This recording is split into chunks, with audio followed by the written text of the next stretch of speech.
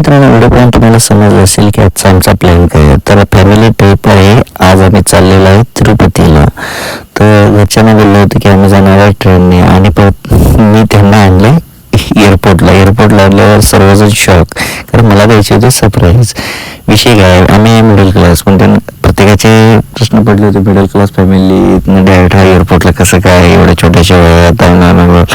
तर माझा हेतू एकच होता की पहिला आईबाबाची स्वप्न पूर्ण करायचं, मग आपले स्वप्न पूर्ण करायचं.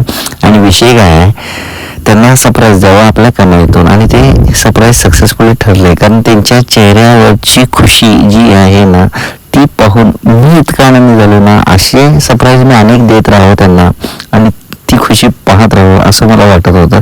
सो मित्रांनो, तुम्ही बी ट्राय करून बघा. जसं की फॅमिलीला तुम्ही असे आपल्या कमाईतून एक सरप्राईज देऊन बघा. त्यांच्या चेहऱ्याचे रिॲक्शन्स बघा, कारण ते स्माईल बघा, ती कुठेच मिळाली. कारण लहानाचं मोठं त्यांनी आम्हाला केलेलं आहे, आणि त्यांनी आमची सर्व स्वप्न पूर्ण केलं. तर आता आमचं कर्तव्य बनते की त्यांना बी आपण त्यांची स्वप्न आपण पूर्ण करायचं.